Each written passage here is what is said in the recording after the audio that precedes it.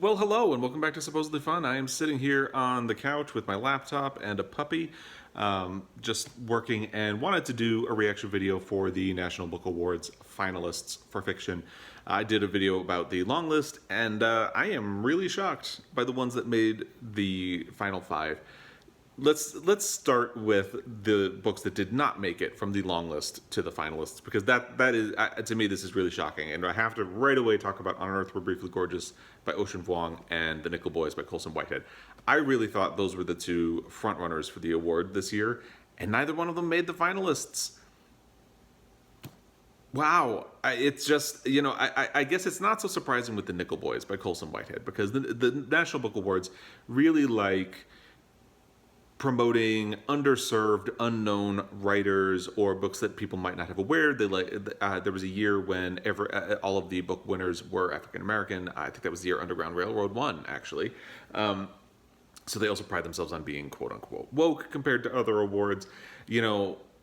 So the Nickel Boys had some things going for it, because what could be more timely and race conscious than that book? But the fact that Colson Whitehead is a previous winner, he has won a Pulitzer Prize, I guess does mean he had a long road to go to win. So I guess that's not so surprising that he didn't make it, but I'm really surprised On Earth We're Briefly Gorgeous didn't make it. I know on this corner of BookTube where I am, On Earth We're Briefly Gorgeous has been slightly contentious. It's been a little bit love it or hate it. Some people who have loved it, some people have hated it. But I really thought it was at least going to make it to the finals, and I thought if it made it to the finals, it had a really good shot at winning. But it's not even there, and I am just surprised. Yeah, I don't know what to think about that. It seemed like a natural front runner, but I guess not. So the other books that did not make it to the final five are The Need by Helen Phillips. Now, I had never heard of that book when the long list was announced, so I read the plot description and we thought it sounded a little weird. It's a thriller, which seems kind of off for the National Book Awards or just awards in general. Although, should it be? I'll get to that. So, some of the feedback I got was that the description I read of the book was not entirely fair, or that it's a hard book to summarize in the first place, because it is a thriller and has a sort of supernatural element to it, and also a deep psychological element to it. So it wasn't 100% fair, and noted. Thank you for all of that. I am still not surprised that it did not make it to the finalists. Blacklight by Kimberly King Parsons, which is a collection of short stories that I am going to be reading hopefully later this month. That is going to be a buddy read, and it just sounded really good. I had been hoping that it was going to make it into the final five. I can't be too upset, because there's another short story collection that I really wanted to make the finalists that did. So I would love for Blacklight to be alongside it, but can't have everything, I guess. And the last book that did not make it to the final five is Fleischman is in Trouble by Taffy Brodesser-Akner. I had kind of dismissed that book outright, because it's about a white dude who can't get his life together. And, I'm tired of reading about that. I did get a little bit of feedback in the bottom that the book is trying to subvert expectations about that plot line, because it's been done so much. My problem is that the plot line has been done so much that even subverting it feels a little bit predictable, and kind of even poking it and trying to be like, yeah, dude, you really need to up your game. This is bad. That still feels done and familiar to me. I would much rather read Blacklight or The Nickel Boys, On Earth We're Briefly Gorgeous, and get some new stories. So I'm not altogether surprised it didn't make the finalists. I appreciate some of the feedback that I got on it, so I will not dismiss Fleischman is in Trouble outright. I'm still not going to be adding it to my TBR anytime soon. So now let's get to the finalists. And let's start with Trust Exercise by Susan Choi. Now, I'm pulling up my Goodreads so I can read you a description of this book. In an American suburb in the early 1980s, students at a highly competitive performing arts high school struggle and thrive in a rarefied bubble, ambitiously pursuing music, movement, Shakespeare, and particularly their acting classes. When within this striving brotherhood of the arts, two freshmen, David and Sarah, fall headlong into love, their passion does not go unnoticed or untoyed with by anyone, especially not by their charismatic acting teacher. The description goes on from there. What I did not know about that book until the description that I read with the long list was that it questions the idea of what is true, what is false. I believe there's some kind of a twist in the perspective of the narrative at some point. I could be wrong about that. I haven't read it, which did make it seem a little more interesting to me. I'm still not 100% sold on reading this. So if you have feedback on it, please drop a comment down below and let me know. I'm not altogether surprised that it made it into the finalists, but I'm not altogether passionate about the idea of reading it either. So then there's Sabrina and Karina, stories by Kelly Fajardo and Steen. I hope I pronounced that correctly. Now, I'm really excited about reading this one. This is a collection of short stories, and one thing I like about the National Book Award is that it is not afraid of short story collections in a way that some others are. Like, it's been I think Interpretive Maladies was the last short story collection to win a Pulitzer Prize. They don't get a whole lot of respect in awards. They used to win more Pulitzers, but that's a topic for a whole other day. Now, in this one, a haunting debut story collection on friendship, mothers and daughters, and the deep-rooted truths of our homelands, centered on Latinas of indigenous ancestry that shines a new light on the American West. I mean, just sold. I'm so interested in reading that. And going back to Fleischman is in Trouble, not to knock that book just relentlessly, I would much rather read this than a book about a dude who is being an irresponsible father. I don't need that. I love this. Absolutely, I want this.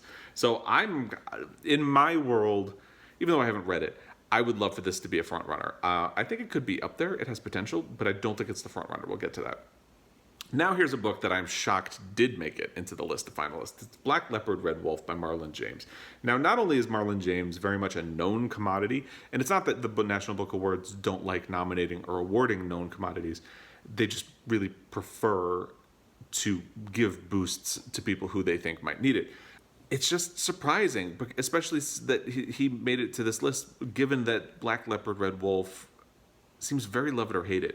There was a lot of anticipation for this book, and the response was kind of underwhelming. And I had been thinking a little bit about reading it, but when I saw the reactions to it, I kind of decided, no, this is not something that I'm going to pursue reading.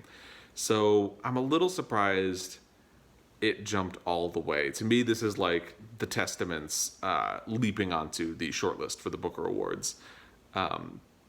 Yeah, it seems kind of inexplicable. So in this novel, it's the first in Marlon James's Dark Star trilogy. Myth, fantasy, and history come together to explore what happens when a mercenary is hired to find a missing child. I've heard... So basically the idea is that Marlon James wanted to take something like Lord of the Rings, but imbue it with African myth and history and storytelling tropes, which sounded really interesting. The problem is the execution sounds like it was kind of weird and not all that enjoyable. So then the next one is The Other Americans by Layla Lalami, which is like a tongue twister for me. I'm sorry. Now, I've read this book. I enjoyed it. I thought it was good. I did not like the ending very much. I thought the ending went for something cheap. I think the book really, the first half of the book really takes its time, develops the characters. The way I described it is that the narrative unfolds like a fan, because you start with just a small core group of people kind of alternating perspectives, and then it keeps expanding out as you go along into the book. And each new narrator adds texture and shade to the book. And I really enjoyed that. And then the book suddenly skips ahead in time, and after taking so much time and giving you so much detail, it felt jarring to me. And I didn't want the time jump. I wanted it to be much more of a natural flow. And I did not like the way it ended. Having said that, I'm not altogether surprised that it made it onto the list of finalists. Layla Lalami is a Pulitzer Prize finalist from the past. This seems like the kind of story, and it is a good book. I'm knocking it, but I did enjoy it. This is where I was talking with Matthew Sharappa recently about how sometimes a book you liked ends up being something you criticize a lot. I did like this book. I'm not sure I would make it a finalist for an award, though. So the premise of it is a timely and powerful new novel about the suspicious death of a Moroccan immigrant, at once a family saga, a murder mystery, and a love story informed by the treacherous fault lines of American culture. I thought the characters are all really interesting. I can't say what I didn't like about the book without really getting into spoilers, so I won't.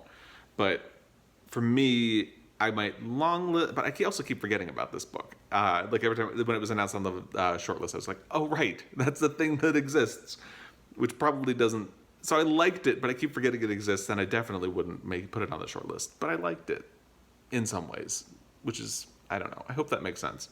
And the final nominee is the one that I would say is probably the front runner. It's Disappearing Earth by Julia Phillips.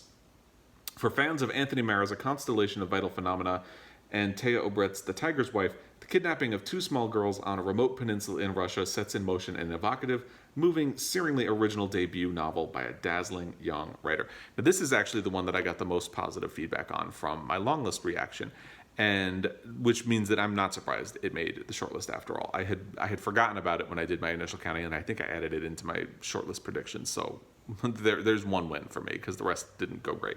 But anyway, I think this one has the potential to go all the way, especially without Ocean Vuong or Colson Whitehead in the mix. I think my money right now, and I haven't read any of these finalists, is that Disappearing Earth is probably going to be the book that emerges, especially since it is a debut novel, and as I said, the National Book Award really likes to lift up new writers or lesser known writers.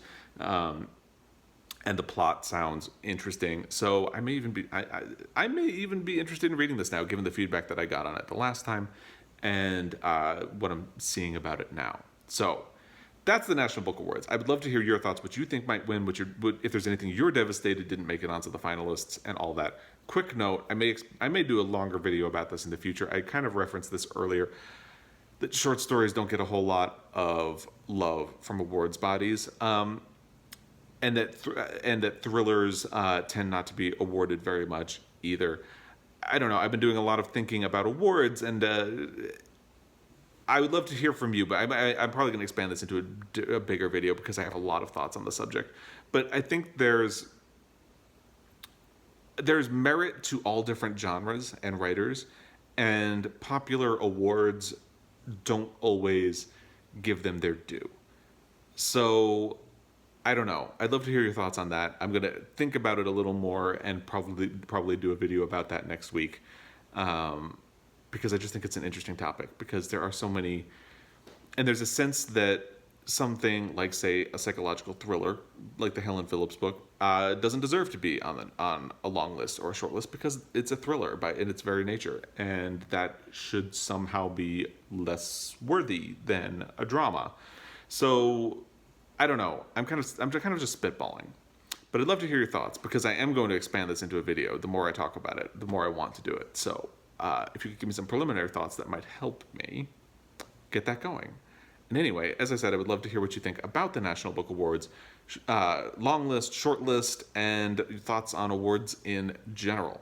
So, as always, thank you for your time. I really appreciate it, and I will be back. Until then, happy reading.